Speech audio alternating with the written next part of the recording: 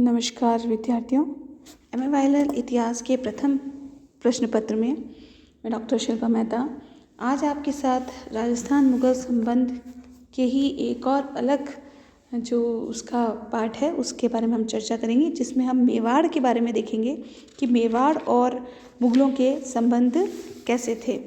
ये time period भी 1556 से 1572 वाला जो भी हम है वो ले रहे हैं, जिसमें उदय सिंह और अकबर के मध्य जो संबंध थे उनको हम देखेंगे।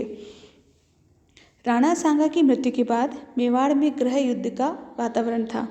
ऐसे समय में विक्रमादित्य व बनवीर जैसे निर्बल और अयोग्य शासकों के हाथ में मेवाड़ के शासन की बागडोर चली गई थी, किंतु कुछ समय बाद ही 1540 में उदय सिंह ने अपने सामंतों की सहायता से महाराणा वे बन गए। तब उन्हें अनेक कठिनाइयों का सामना करना पड़ा। मेवाड़ के खोए हुए प्रदेश पुनः प्राप्त किए, विद्रोही सामंतों का दमन किया। युद्ध की स्थिति में न होने के कारण शेरशाह को दुर्ग की चाबियां भी सौंपनी पड़ी। उदय सिंह ने ये समझ लिया कि चित्तौड़ दुर्ग पर सुरक्षा की दृष्टि से आश्रित रहना खतरे से खाली नहीं है। अतः सुरक्षित स्थान की खोज में 1559 में उन्होंने उदयपुर नगर की स्थापना की, परंतु अकबर के शासनकाल में उदय सिंह को पुनः मुगल बादशाह से संघर्ष करना पड़ा और मेवाड़ पर पुनः युद्ध संकट आ गया था। 1562 में अकबर ने मारवाड़ के कुछ प्रदेशों पर अधिकार कर लिया था और आमेर से वहाँ वैवाहिक संबंध भी स्थापित हो गया था, परंतु उससे राजस्थान के दूसरे क्षेत्रों पर अधिकार करना शेष था। राजस्थान पर अधिकार करने से पूर्व उसके लिए 2 दुर्गों को लेना आवश्यक था। 1558 में उसने रणथंबोर लेने का प्रयास किया, किंतु असफल रहा। अकबर ने अनुभव किया कि जब तक चित्तौड़ उसके अधिकार में नहीं आ जाए तब तक राजस्थान में उसकी विजय अधूरी है। उसने चित्तौड़ विजय की योजना बनाई और इसके कुछ प्रमुख कारण हैं जिसकी वजह से उसने यहाँ पर मेवाड़ पर आक्रमण किया। पहले जो कारण हम मानते हैं वो ये कि अकबर के इस आक्रमण का मुख्य उद्देश्य उसकी साम्राज्यवादी लिप्सा थी। वो अपने साम्राज्य का विस्तार करना चाहता था और इसीलिए मेवाड़ जो एक बहुत ही सुरक्षित और सुदृढ़ राज्य था उसको अपने अधिकार में लेना चाहता था। अकबर का ये विचार था कि शासक को हमेशा साम्राज्य विस्तार के लिए तैयार रहना चाहिए, अन्यथा उसके शत्रु उस पर आक्रमण कर सकते हैं। दूसरा जो कारण है वो है उदय सिंह ने अकबर के विरोधियों को शरण देना आरंभ कर दिया था। ग्वालियर के राजपूत नरेश रामशाह को उदय सिंह ने शरण दी थी। निजामुद्दीन व बदायूनी का मत है कि चित्तौड़ पर आक्रमण का प्रमुख कारण मालवा के शासक पांच बहादुर को मेवाड़ द्वारा शरण देना था। उदय सिंह ने अकबर के शत्रुओं और विरोधियों को शरण देकर अकबर की शक्ति को खुली चुनौती दी थी। अगला जो कारण माना जाता है आक्रमण का वो ये है कि गुजरात के व्यापारिक मार्ग में मेवाड़ आता था। वह व्यापारिक मार्ग पर अपना अधिकार रखना चाहता था, अतः उसने चित्तौड़ पर आक्रमण किया। अगला कारण जो हम मानते हैं वो ये कि अकबर ये जानता था कि राजस्थानी राजपूतों में सबसे प्रबल और उनका नेता चित्तौड़ का राणा माना जाता है। यदि उसे अपने अधीन कर लिया तो सभी राजपूत राजा उसकी अधीनता स्वीकार कर लेंगे।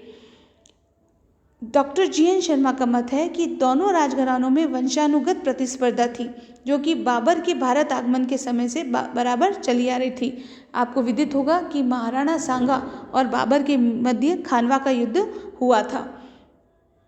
और अंतिम कारण जो ये माना जाता है वो ये कि अकबर मेवाड़ को अपनी अधीनता में नहीं ले लेता तब तक आमेर की हीनता की भावना दूर नहीं हो सकती थी, क्योंकि आमेर का अकबर से जो वैवाहिक संबंध था वह भारमल के लिए चाहे उपयोगी सिद्ध हुआ हो, परंतु जनता में उनकी प्रतिष्ठा कम हुई थी। अन्य राज्यों को भी अधीन करना आवश्यक था, अतः अकबर का ध्यान मेवाड़ की ओर गया। अब अकबर ने जब मेवाड़ के ऊपर अर्थात चित्तौड़ के ऊपर आक्रमण आरंभ किया तो इन्हीं सब कारणों की वजह से अकबर इस अभियान के लिए तैयार हो गया। अकबर ने मेवाड़ का अभियान आरंभ किया और क्योंकि यह अभियान बहुत महत्वपूर्ण था, अतः उसने व्यक्तिगत रूप से संघर्ष के समय उपस्थित रहना आवश्यक समझा। 1567 में चित्तौड़ की ओर वो रवाना हुआ। उसने बीच में शिवपुर और कोटा के ऊपर अधिकार कर लिया। कागरोन होता हुआ वो मांडल पहुंचा। वहां से रवाना होकर अकबर अक्टूबर 23, 1576 को चित्तौड़ से दूर एक नगरी नामक स्थान पर पहुंच गया। उदय सिंह को भी शक्ति सिंह द्वारा चित्तौड़ पर आक्रमण के समाचार मिल गए थे। उन्होंने अपने सामंतों की परिषद की बैठक बुलाई और उस युद्ध परिषद ने उदय सिंह को सपरिवार चित्तौड़ छोड़ने का आग्रह किया। यह प्रस्ताव उदय सिंह के लिए आश्चर्यजनक था और वह व्यक्तिगत मान सम्मान की परवाह न कर देशभक्ति को सामने रखकर जयमल राठौड़ के नेतृत्व में चित्तौड़ दुर्ग में 8,000 सैनिक छोड़कर राज्य की दक्षिण पहाड़ियों में राजपीपला चले गए और राजा भैरव सिंह गोहिल ने उदय सिंह की मेजबानी की।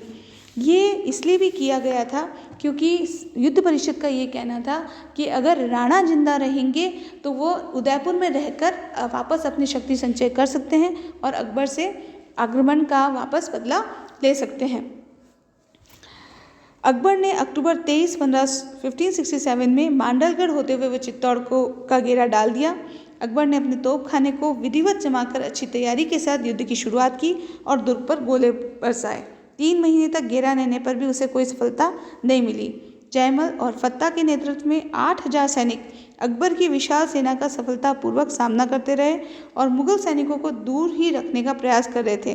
किंतु जब अकबर बराबर सुरंगें बिछाकर सेना को आगे लेकर बढ़ रहा था तब राजपूतों का आतंकित होना स्वाभाविक था।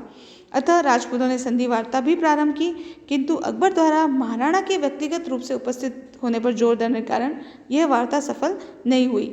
राजपूतों ने अंतिम सांस तक युद्ध करने का दृढ़ निश्चय कर दुर्ग की दीवारों व बुर्जों से शत्रु सेना पर गोली, पत्थरों व तीरों की बौछार करना शुरू कर दिया और इधर अकबर ने भी घेरे को ज़्यादा सुदृढ़ कर दिया।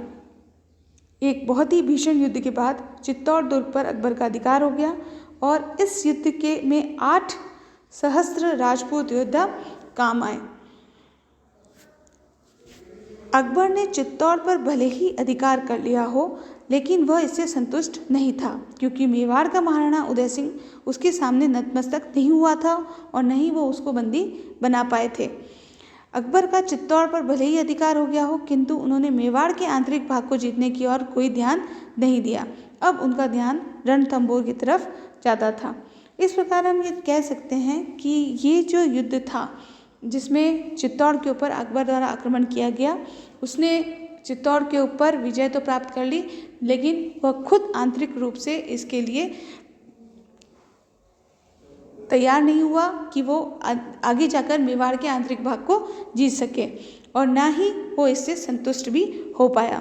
इसीलिए बाद में उसने महाराणा प्रताप से जीतने के लिए अपने सेनापति मानसिंह को भेजा था, जिससे कि वो मेवाड़ को पुनः अपने अधिकार में ले सके, लेकिन वहाँ भी वो सफल नहीं हो पाए। धन्यवाद।